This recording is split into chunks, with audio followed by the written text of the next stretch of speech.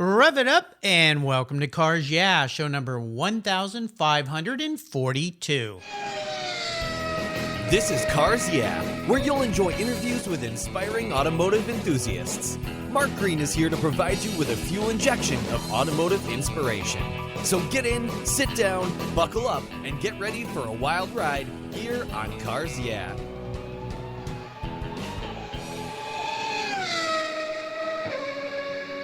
Hello, inspiring automotive enthusiasts, and welcome to Cars Yeah. I'm very revved up and excited to share with you today a very special returning guest. He was one of my, what I call top 100. He was guest number 61 back in August of 2014, Terry Karges. Terry has served as executive director of the Petersen Automotive Museum for the past 8 years, being instrumental in its transformation into the world's finest automotive museum.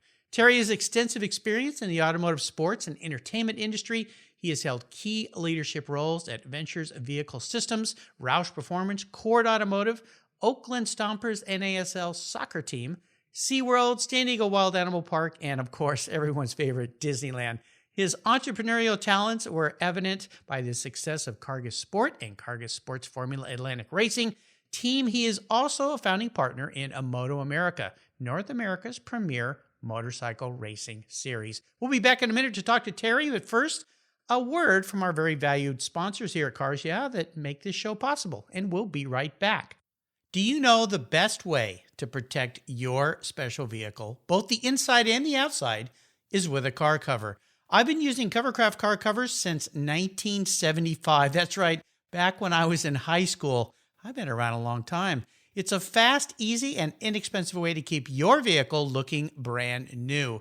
And they have manufactured premium quality exterior and interior covers here in the United States with a reputation for durability and design for a very long time. They're the world's largest manufacturer of custom pattern vehicle covers, and they're crafted to fit tens of thousands of patterns, and that's growing. You can choose from a dozen fabric options and accessories, all designed and carefully sewn for your special vehicle. I protected my rides with their covers for over 40 years, and you know what? You should too. And I've got a deal for you. Right now, you can get 10% off your order using a special Cars Yeah code. The code is YEAH120. Use that code when you check out, and you get 10% off your order. What a deal. That's at covercraft.com. Be sure to use the code YEAH120 at checkout for your 10% off. That's covercraft.com. My favorite collector car magazine is Keith Martin's Sports Car Market. I've been a subscriber for decades. Sports Car Market is the Wall Street Journal for enthusiasts and collectors. It's your monthly must-read whether you dream of owning a collector car or if you have 200 in your garage. Sports Car Market has been around for 31 years, and it's filled with valuable articles, intelligent write-ups, and the latest auction sales. Go to sportscarmarket.com and subscribe today. Plus, you'll get an exclusive SCM guide to restoration shops included for free. And I've got a couple very cool offers. One is if you go and subscribe to their digital subscription, you're going to get 50% off using the code Cars Yeah. That's right, 50% off their digital subscription. But wait, that's not all. If you go and subscribe and get their print magazine and use the code BSH, you get $10 off. That's right, $10 off. Why BSH? Well, that's the Buy, Sell, Hold podcast that I do every Tuesday with Keith Martin. You'll find it here on the Cars Yeah website or using your mobile device with any mobile device podcast app, or you can find it at sportscarmarket.com. That's Buy, Sell, Hold, the essence of collecting. Hey, Terry, welcome back to Cars Yeah, my friend. Are you buckled up and ready for a fun ride? All set and ready to go. Excited to be with you. Well, this is pretty cool. You know, last time you and I spoke, we were at Gordon McCall's jet party last summer in Monterey. Things were very different back then. We were all having fun, and the world was our oyster, and everything kind of changed a little bit, and we're going to talk about that. It was sure fun running into you at that wonderful event, a way to kick off Car Week, right? Yeah, I actually Jet Center. Gordon is a good friend and has always been in fact, I get a little inside thing. When Bruce Meyer was looking for a new director, he called Gordon and asked him who he thought would be a good director for the museum, and Gordon is the one who suggested me. Whoa. And I've known Bruce for years, but Bruce said, "Oh yeah, I'll call Terry." So I owe Gordon a lot. He's my man. Well, that's pretty cool. I didn't know that. That's really fun. In fact, the next question I was going to have for you is maybe one little thing that most people don't know about you. Is there something different that's maybe something most people don't know about Terry Karges? Well, I've got 10 grandchildren. That keeps me broke. But Grandma, you're very blessed. Listening to you run through where I've worked and what I've done, and that, God, can't I keep a job? But actually, it's because I'm so old. Oh. Well, I was going to say, in the old days, you and I, us old guys, they call us boomers. I hear some derogatory terms about you, boomer, you, but I kind of hold that in high esteem because, we made some things happen. But yeah, I mean, you have done so many cool things and so many interesting things. But when you really look back, you've been a motorhead, a car guy for a long time. And we're going to dive into the personal side of your life in a minute. But I want to start like I always start here with a success quote or a mantra, some kind of saying that has meaning for you, how you've gotten through an incredible life that you have, and 10 grandchildren. I don't know how holy cow, that's really cool. What is a inspiring quote for you that you might share for our listeners out there? Grab the wheel, Terry. There's a couple that I've always lived with, and one is from the movie Untouchables, and it touched me. And the other was from Saturday Night Live, the original news show. Mm-hmm. And at the end of the show on Saturday Night Live, they would say, "And that's today's news. And if you don't like today's news, go make some of your own." Mm-hmm. And I thought, you know what? That's pretty much a statement about life. And that I've always liked Abraham Lincoln's quote of, "A man makes up his mind about how happy he's going to be." Mm-hmm. And then another one was from the movie The Untouchables, when Sean Connery was explaining to Costner, the young cop, how bad do you want it? What are you willing to do to get it? Mm-hmm. And I thought, that really sums up a lot of life, is that if you want something bad enough, you got to be willing to do what it takes to get it. I've been blessed that I've always loved cars, and I've been able to pursue some things successfully, some things less successfully, some things not so successful at all. But always I had cars and racing in mind.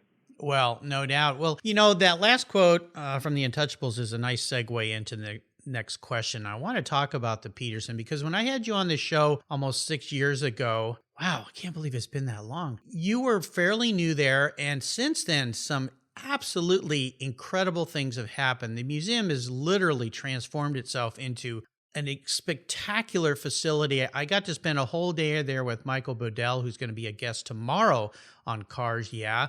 We were there shooting some video, and he was so kind to spend the day with me and walk me through. He even took me on a ride in a 1932 vehicle around Los Angeles in the traffic, which was absolutely just splendid on that sunny day.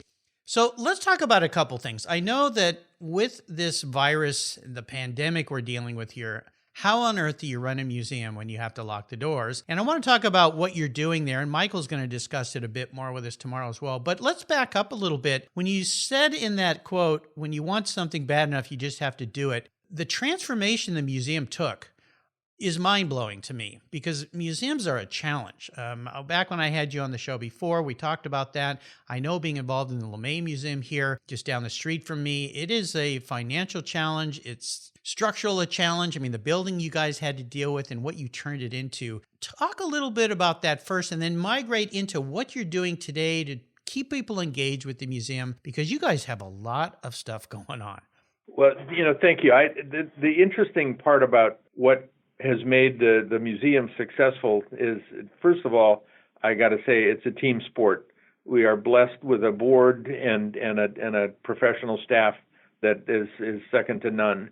The board would qualify as having some of the best collectors in the world on it, and some of the best and most impressive businessmen that I've ever encountered. And in 2014, we closed the museum with a plan, and we closed for 14 months.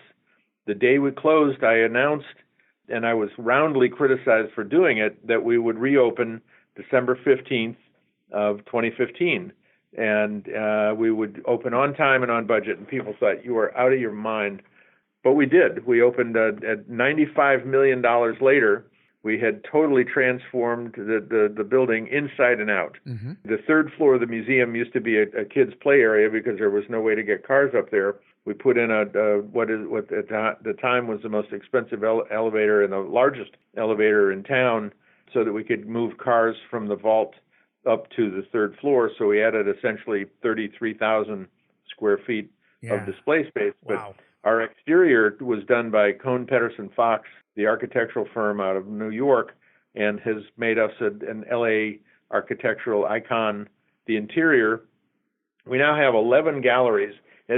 Up until that time, the museum had operated for 20 years virtually unchanged. Yes. The first floor was a diorama. Nothing changed in the whole 20 years.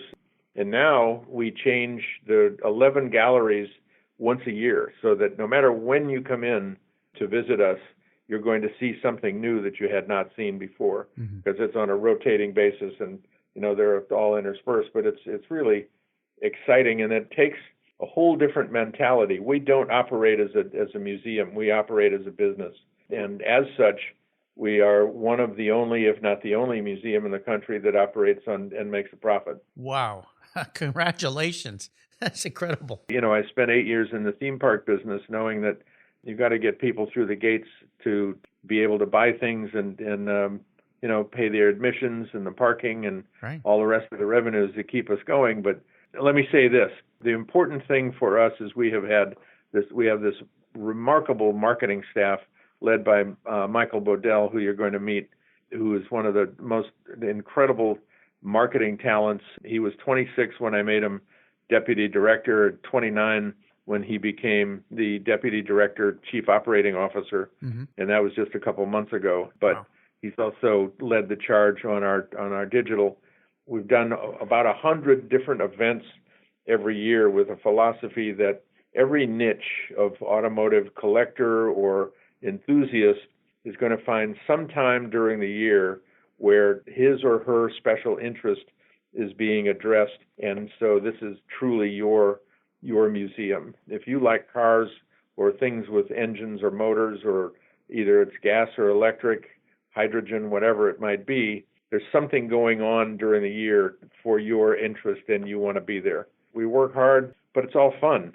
Most of the crew comes in, they can't wait to get here, and they don't want to leave. So, well, yeah, I've been to the new museum. I had been to the old museum many times before, and last summer when I finally got back to the museum, I just stood outside for a while and almost cried. I got to tell you, because I know what you guys went through. I know so many people involved with the museum. Bruce Meyer's been a guest on the show here. I've known him for decades. Yeah, decades, pretty much. And many of the other people, Barry McGuire, who's been a guest here, and so many of the other people that are involved. And of course, you. Gosh, I'm trying to think. You and I met way back when you first came on board there, way back when I was with Griot's Garage. And what you guys did with the team, and it is a team, as you so eloquently say, and turning that from kind of almost a boys club into a real business when you took charge. And that's what you told me when I had you on the show. It has to operate as a business. Kudos to what you guys have done and continue to do. I'm really, really proud of you. Let's talk about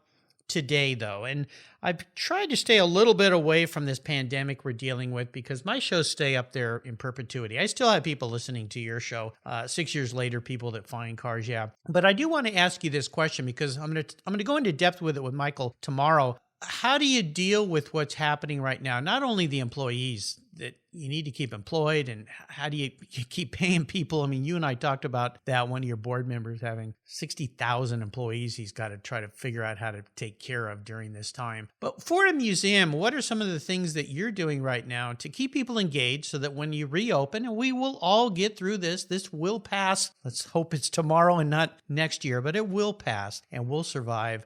But how have you been engaging people? How have you been keeping the ball rolling with the Petersen during this dreadful time? Interestingly, we have been looking at a digital operation, and it's a kind of a 25-year plan. And how do we become something that goes out from beyond the address of 6060 Wilshire Boulevard? 80% of our attendance comes essentially from within Los Angeles, or within a 40-mile radius. And so we've constantly been looking at how do we reach out beyond that, and the way you do it is digital. And that's got to be content. It's got to be entertaining and quality content. In a way, one of our board, actually our chairman, Richard Varner, coined a phrase a long time ago that we really want to become the center of automotive thought. And with that in mind and planning and thinking about how do we do this, the marketing team led by Michael Bodell started to look at, all right, it's content. How do we start to roll this out? And I think 3 weeks before the pandemic hit and shut us down, the board had approved, moving forward with a fairly broad and aggressive digital programming package. And then all of a sudden we're handed the pandemic. All right, you're closed. Now what do we do? Well, our vault tour is one of the famous parts of our museum by Hagerty, sponsored or presented by Hagerty. And it's been one of those widely accepted as, this is incredible. There's 250 very special cars in this, if you'll call it the basement or our vault, that we give guided tours through.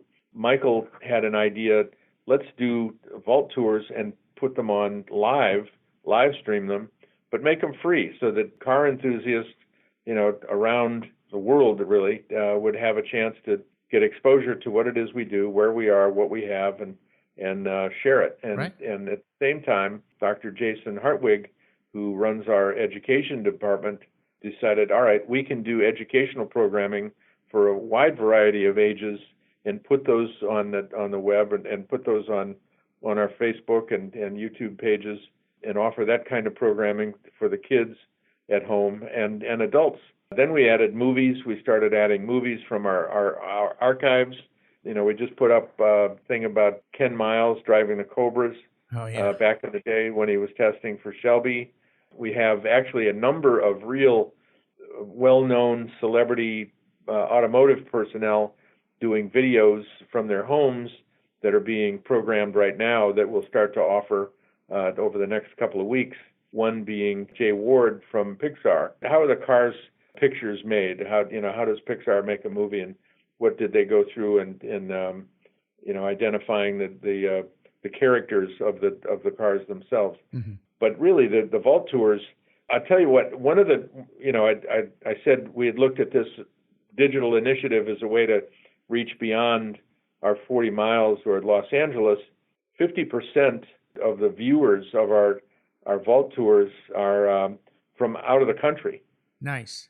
Yeah. And one of the fun parts about that is that you're on live and you're watching the comments come through, and people are making comments, but largely initially they're saying hello from Brazil, hello from Australia, hello from Russia, from literally all over the world. So it's very satisfying to see not only are we entertaining folks, but we're reaching and in a business term, we're branding ourselves outside of America. What comes to mind here, and you worked for so many spectacular companies, when I think about Disney. Disney started in film and animation, basically, and then the theme parks, and people think of them primarily as theme parks so long. And then they went into television, and I'm thinking maybe giant here, but that's okay as we're talking about this. Why can't, and it sounds like the path you're going down, the Petersen become basically also not only a tour that you take in person, but a film company, if you will. Now, that may be a bit of expansion, but there's so many people that can't get to LA, and there's a lot of people from around the world. I mean, millions. I could see, you've got your own channel down the road. Why not? Because there's a lot of channels on that. I don't know who's watching them, but they're worthless. I'd love to subscribe and watch the Petersen channel. Interestingly, we have registered the Petersen Publishing name again. Okay. That was let go, and thinking that would be a channel that we could use, reestablish a well-known brand name, and that could be our voice to the world, or the channel for our voice to the world. Yeah. But you're right on. I mean, at one point, someday, they're going to be virtual museums. You won't have to travel around the world to go look at dinosaurs. They're right in your front room, and the how-to and how all of the discovery that goes along with that. But providing content, the number of different types of content that's being produced right now by interesting and different people, how to polish a car, how to install a blower, how to design a car. We've got, Freeman Thomas. Oh, yes. Arguably one of the premier automotive designers of the world. We've got a film coming on him designing a new roof Porsche. Oh, cool. But he's so brilliant and so good. To watch what he does and how he goes about planning the layout and the design is fascinating. And if you love cars, this is something you're going to want to watch. Oh, yeah, absolutely. You think about future technologies coming down the road, too. I have a friend that about 5 years ago was working on trying to develop a technology where you could project holograms right into people's homes. And you talk about virtual reality tours, and they didn't ever quite get the technology there. They were kind of on the forefront. It's going to be happening someday. So imagine sitting back in your living room and you could pull a Petersen automobile into your living room and it's parked there and you could walk around it and look at it. And the audio is giving you a tour and explaining everything. It's going to happen. We're going to take a short break and thank our sponsors here. And we're going to be right back to learn a little bit more about perhaps how Terry's love and passion for cars has evolved over time. So sit tight. Are you looking for a way to get your products or services into the ears of thousands of automotive enthusiasts around the globe? I can help. This is Mark Green here at Cars Yeah, and I'd be honored to be an influencer and ambassador for your brand in a unique and personal way. 5 days a week, thousands of subscribers and listeners enjoy the Cars Yeah podcast and website. Contact me today and I'll show you how at mark@carsyeah.com or connect with me through the Cars Yeah website at carsyeah.com. If you're listening to Cars Yeah, you've probably spent some time working on your favorite ride. But how confident are you working on your finances? You may be able to rebuild a fuel injection system, but can you decipher the details of a mutual fund? If you're like me, investments, insurance, annuities, budgeting, and other financial concepts may seem a bit daunting, but what if I told you there's a book that describes these subjects and more in an easy-to-read and a very humorous way? My friend Chris Kimball, CFP, a longtime sponsor and past guest here on Cars Yeah, has written that book, and it's titled The Saga of Ike and Penny, a couple's humorous journey through the confusing world of finance. It's a fun look at things you need to know, everything from investing to effective ways to get rid of credit card debt, and it's probably the only book on finance with a VMAX on the front cover and a classic Mini Cooper on the back. The book's available at Amazon for just $10, and this book will dramatically improve the direction of your financial future. I gave copies to each of my children. All securities are through Money Concepts Capital Corp. Christopher Kimball Financial Services is not affiliated with Money Concepts Capital Corp. Get your copy, The Saga of Ike and Penny, today. All right, we're back here. I want to tell our listeners a little bit more about you and your car passion. So let's go back in time, talk about a moment in time that instigated your personal passion for cars. Is there a pivotal moment, as you remember it, that you knew you were going to be a car guy for life? Well, yes, there was. There were two things that happened in my life that I can remember vividly changing everything. One was I was 10 years old. We had just moved from Joliet, Illinois. It was 1955. And we had moved to Newport Beach from Joliet, and Dad took us down to the Torrey Pines road races. Oh. Little did I know that I was looking at Phil Hill. I was looking at Dan Gurney in a TR3 in his first ever road race. There were D-Jags.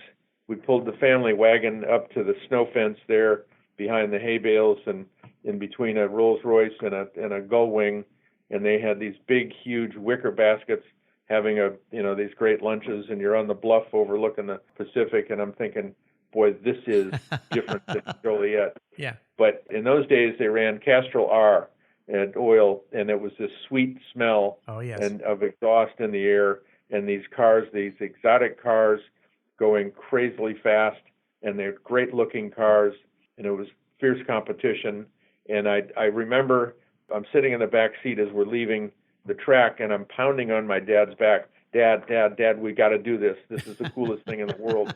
And forever thinking that was it. And that actually really was, because from then on, my grandfather had taken me to midget races back east. And then growing up in Newport, you're part of car culture, especially in the 50s and 60s, where we actually in Newport had a round drive-in where cars would come from all over Southern California on Friday, Saturday night, or you'd drive up to Pasadena or Glendale to go to Bob's on Colorado Boulevard. Oh, yeah. Drag racing in the streets, drag racing all over.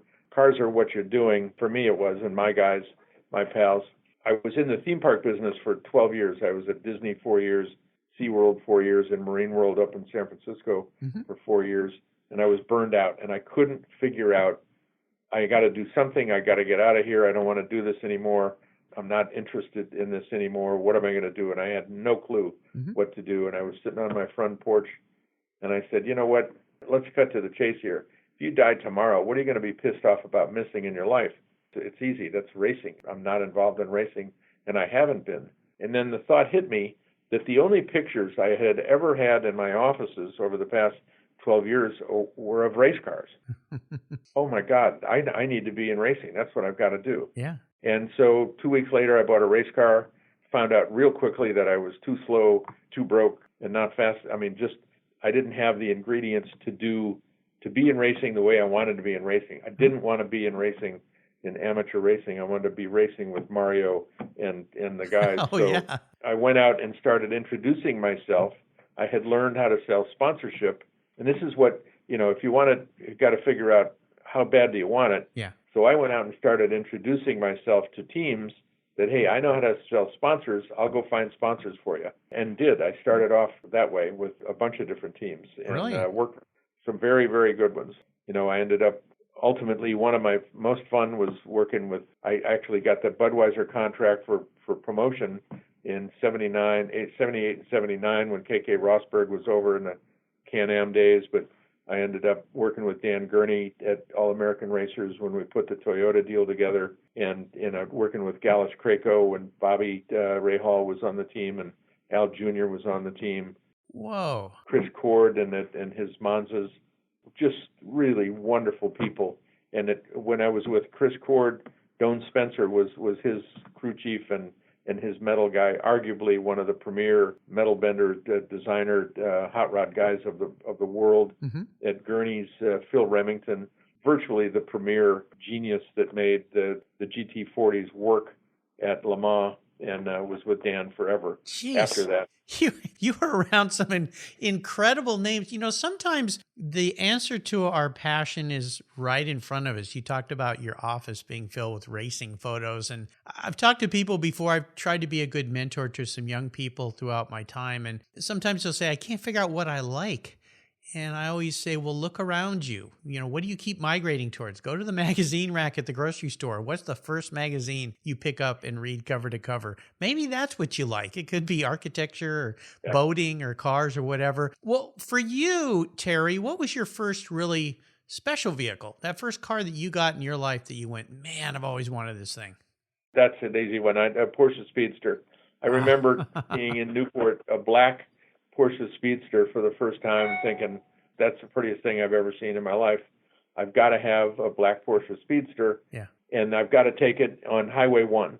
I've got to drive it the length of California, hauling ass down the coast or up the coast, whatever, on the ocean. Yeah. And ended up doing it. It was spectacular. It comes to mind, of course, and we both know this story. Bruce Meyer had a wonderful black Speedster that ended up being Steve McQueen's ex-Speedster, of which he so kindly sold back to Chad. And Chad McQueen still has that car today. Last I talked to Chad, I don't think he'll ever let it go. That's very cool. I didn't know you had a Speedster. That's a fun car. Well, I didn't ask you this question last time you were on the show because it's something that has evolved as Cars Yeah has evolved. I want to ask you this. If you woke up tomorrow, Terry, and you were a vehicle parked in your museum at the Petersen, you were actually manifest as a vehicle, not what you want to be, but how you perceive yourself as a vehicle, what would Terry Karges be? Boy, what a curious question. Because I go from, the problem over here is that you've got sensory overload. No kidding. I walk out into the garage and there's a carbon fiber Clarence Senna. Oh. Or we had Chip Connors, the best GTO on the planet here for a long time. Yeah. We had Rob Walton's California Spider here for a long time. And you're looking at these cars, but I'm probably still a Porsche, and I'm probably still a Porsche Speedster. A basic car, lightweight, fun, open top, built for California. honestly, to this day, my wife and I, when we want to get away, and actually we've been doing it, with the lockdown, we'll take a drive up the coast. Yeah. Get in the afternoon and take an hour drive up the California coast. Yep. Just to be along the water, but in a car doing something. Absolutely. Yeah. Getting outside. Well, I've got this next step here, which I call the last lap. I'm going to fire off a series of questions and ask you to give our listeners some very quick blips of that speedster throttle. I can feel the Pacific air in my face right now as we drive up the coast together. So here we go. Would you share one of your personal habits you believe has helped contribute to your many successes in your life? Staying in touch with friends. Yes. Yeah. Yeah, very important. How about if I could arrange for you to sit down and have a drink or a meal with anyone in the automotive industry, living or deceased? Who would that person be? I've actually had the opportunity, and it was Wolfgang Porsche. Oh, wow. Very cool. Yeah, I'd love to. He joined our board. He's on our board. Nice. Oh, that's awesome. How about the best automotive advice someone else has ever given you? Stand on the gas. Yeah, don't lift. I think that came from Bruce Meyer. That's Bruce. Yeah, never lift. That's never Bruce. Lift. Never lift. Yeah, I love that quote. How about a great resource? I'm kind of guessing I know the answer to this. I would say the Petersen Museum, especially as you're going digital. Our archive now, we have the original Petersen Publishing archives, 10 million photos. We've got a couple thousand films. Wow. We're building, the library is phenomenal and only getting better. Fantastic. How about a book? Is there a book you've read since we last talked that you think our listeners here would gain some benefit from? Yeah, actually, a couple of them, but one of my favorites was by General Mattis, Mad Dog Mattis, that it's about chaos, and that his theory of leadership and how challenged leadership should be in challenging themselves to challenge their people. A fascinating story about he would put his men out on a field drill, and then in the middle of it say, okay, you and you and you guys are all dead. Let's see what happens now to your people. What kind of leadership have you imbued in them so that they pick up the slack and are able to go on from here? That's brilliant. But also Stephen Ambrose, a 4-year Supreme Allied Commander on Eisenhower's war years, about dealing with keeping the heads of state and generals from all around the world working together, and what a difficult task it was. A real great study in leadership. Great. Awesome. I'll remind our listeners, I'll put this book, and there's a whole bunch of books listed on the Cars Yeah website under resources titled Guest Recommended Books.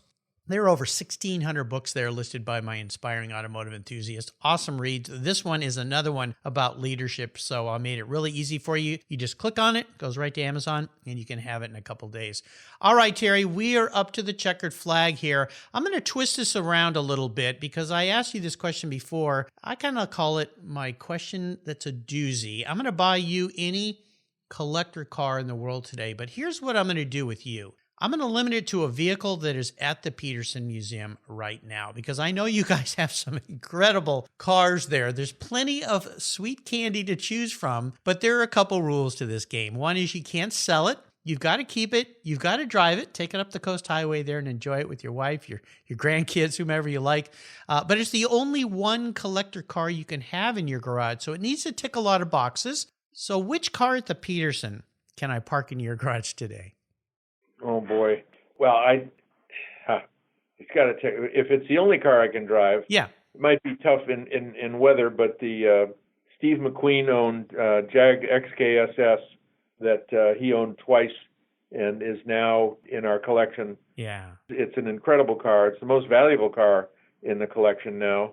I mean, it's one of and the XKSSs were the exact car that a D-Jag was. Yep. And they were, built in the factory, and I think they only got 16 or 17 built before the factory burned down. Yeah. This particular car, Tony Nancy, the famous drag racer and later leather entrepreneur, did the interior on the car. Beautiful. And Von Dutch did the dashboard. Oh gosh! So, wow. Yeah. 3 major automotive icons attached to it, and the captain of Cool, McQueen. All right. Well, that sounds like a great choice.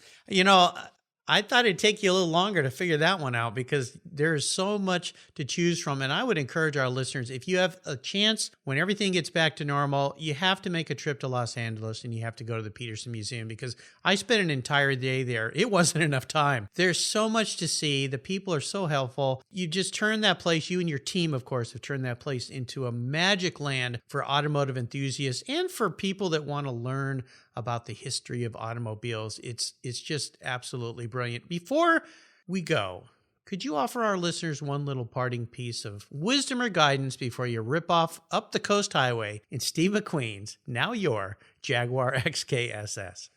I would say do what you want to do. Use your life, what little time we have here, to do what you want to do. Be kind to others, especially, and stay in touch with your friends and loved ones. I've got friends that I try to stay in touch with regularly that bring so much joy into my life. Yeah. I'm involved in motorcycle racing, so I've got an awful lot of car and engine stuff going on in my life. But with my family's everything, and throw the friends in with that, and what a full life we can have. Yes, absolutely. Great words of wisdom from a gentleman who has been there and done a lot of great things. What's the best way for people to find out about and enjoy the Petersen Museum? Petersen.org, and that's Peter, SEN.org. Everything you need to know. All right. I'll put a link to that. It's easy to find, though. Again, it's Petersen with an E, Petersen.org.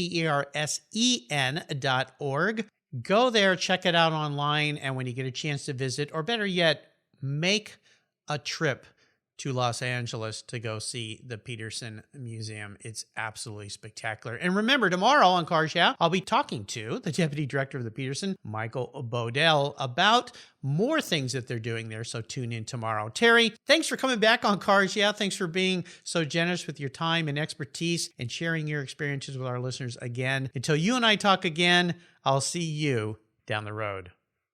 Thanks so much. Let's not wait 6 years to do it again. Absolutely. Absolutely. I'll see you soon. Hey, you want to have a little bit of fun? Go to YouTube, Covercraft Industries YouTube page, and you can see me doing a couple tips and tricks with Covercraft products and car care products.